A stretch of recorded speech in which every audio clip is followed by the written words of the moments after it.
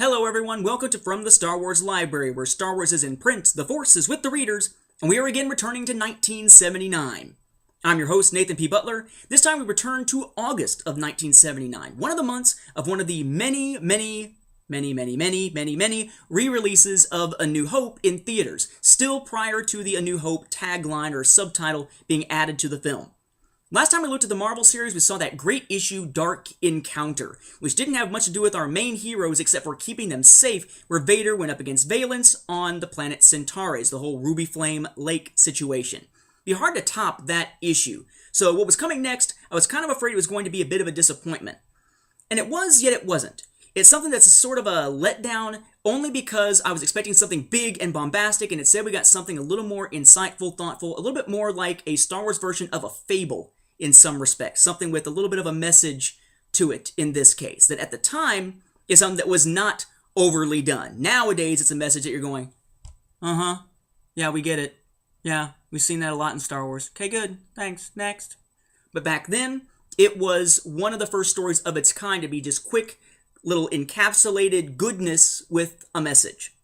What issue are we talking about? We're talking about issue number 30, entitled A Princess Alone by Archie Goodwin, with art again by Carmine Infantino. Says, trapped in an Imperial stronghold.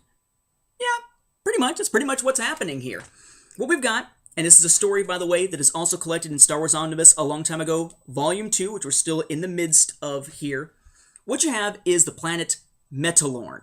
Now, modern readers might remember Metalorn as a site of some of the events of the Clone Wars. New Droid Army, for instance, and whatnot. There was one of those Clone Wars Adventures stories that took place there. I mean, you didn't see it a lot in the Clone Wars, but it gets mentioned a lot with the Clone Wars because of the Techno Union using the planet and whatnot. But it did not begin in the Clone Wars era. This wasn't something they made up after 2002 in Attack of the Clones when they said, Clone Wars, go for it! Because, of course, Lucas is never going to make anything else in that era. Don't worry, we won't contradict it. Yeah, and then 2008, of course, came around with the Clone Wars film, and we've seen what happened there. Anyway, Metalorn was actually first created for this issue of the Marvel series. Now, at this point, Metalorn is under Imperial control, so it would take place after all the Clone Wars stuff, of course. This is in the era shortly after A New Hope. And the Empire controls this planet utterly. All the information, everything. And the laborers on this planet are shipped sometimes from one planet to another, but always under these same controlled conditions. So at this point, they feed them stuff like, there is no crime here. The rebellion is not really a threat, etc., etc., etc. And since they don't get any of the true information, just basically loads and loads of propaganda, they really have no sense of what's honestly going on out in the galaxy around them. So at this point, Leia is on a mission on her own, right? A princess alone. This is a mission that was briefly hinted at in a quick scene with Luke and General Dodonna back in the previous issue, Dark Encounter, but it wasn't something that was really built up much. It was just literally a little interlude, and that was it. Leia is now off, and the idea is she's going to Metalorn. She's going to get behind enemy lines. She's going to pose as one of the workers until she can get behind those lines, go around and subvert, I'm trying to find the right word, go around and subvert all of the different security measures put up by the Tag family, Tag Co., right? Baron Orman Tag is overseeing this facility as one of the many things he oversees, and at this point, we are seeing some consequences from what happened a few issues ago where his big turbine inside Yavin didn't wind up helping them stomp the rebels, so he's kind of on the outs. He needs to make sure that he keeps his PR good, keeps the Emperor happy. He's running this place. She's going to go around all of his security measures, eventually encounter him and confront him, at least briefly, and in the process, she's trying to get herself in a position to hook up with her old history professor, Arn Horada. Only by the time she finds Arn is so brainwashed by all of this and believes the propaganda that Alderaan was destroyed in a meteor storm and none of the royal house survived, which means this can't really be Leia, that he's not really sure what to make of this information when she does wind up revealing herself to him. However, there's a little girl introduced, and of course you can see where this is going when I said it was going to be a cutesy little fairy tale, fable type thing. There's a little girl. And the little girl is trying to plant seeds in the ground of Metalorn, and of course, they say, no, you can't do that, there's no more nutrients there, you just can't grow something there, it just won't happen, little girl. And of course, Leia gives her hope, and by the end of it, yeah, Arn Horada hasn't been turned to the rebel side or really given a chance to open his eyes in most respects. Leia hasn't been able to start a genuine uprising or create a rebel cell there, she's had to just escape. but she leaves the little girl with the most precious gift of all, hope. Granted, again, remember, this is before A New Hope became the title of episode 4. Now, they do this pretty heavy-handedly. If I can go through some brief dialogue here with you, they're back in space. And Leia says to her pilot, "I believe the important part of the mission was accomplished, Captain." To which he says, "With all respect, Princess Leia, how? Nothing was sabotaged, no resistance force established. What's different about Mandalore now than before we arrived?" She says, she gives this little soliloquy, basically, very Shakespearean, at least in terms of using a soliloquy to give us all the information and beat us over the head with it, saying, "You're making the same mistake the Empire does, Captain. There's more to the rebellion than guerrilla warfare.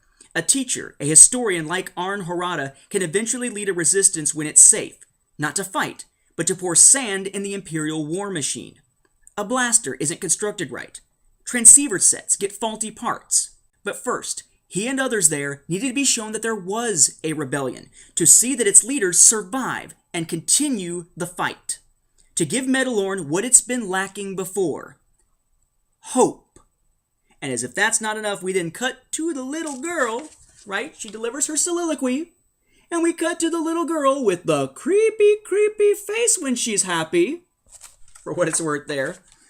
And the narration itself says, "And on the Imperial-controlled factory planet left behind, a young girl sneaks away from her instruction unit during play period. A young girl named Tammy." We've been introduced to her before by name. She drops the seeds into the ground, no matter how much people said not to, and it says, "Task accomplished, she sits down and waits for her seeds to grow. Patiently. Hopefully." You can almost hear Tom Kane doing the Clone Wars style narration over this. Very, very heavy-handed. So my opinion of this kind of goes two different directions. As a self-contained little story with its little moral ending, it's handled fairly well. And quite a bit of action with Princess Leia being chased and whatnot that you wouldn't necessarily have expected in another era writing this type of story. And we do get Baron Orman Tagg back, so we have that connection back to previous issues and where his story arc is going. We're reminded that he's around. It's just that it is so heavy-handed that causes me to step back from this and kind of say, whoa, it's a little bit over the top there, fellas. So for its time, an unusual tale, self-contained, moralistic in a sense here, but it gives us a sense of what the rebellion was trying to do. It wasn't just about fighting, as Leia said. It's about growing awareness. It's about getting people to stand up to sabotage the Imperial war machine and remind that there is hope in the galaxy, despite what Palpatine has done to remove the last vestiges of it from so many places.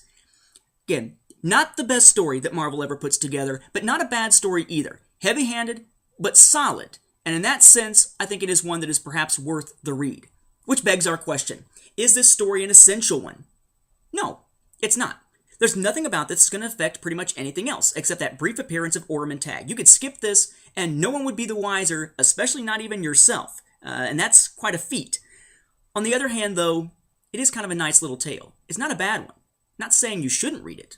Just saying it's not an essential read this time around, as will be the case with a lot of the really good Marvel stuff. Just because it's not referenced later, it stops being essential, doesn't stop it from necessarily being good, which is nice, given the fact that so many people are shelling out the, $25 for each omnibus, although, of course, you can get them much cheaper on places like Amazon and whatnot. So a good little story, A Princess Alone. Not necessarily the best, but decent enough, solid, and it fits its title. And for Marvel, sometimes that's about all we can ask. With that, we'll wrap up this episode. Thank you for watching, and as always, may the Force be with the readers.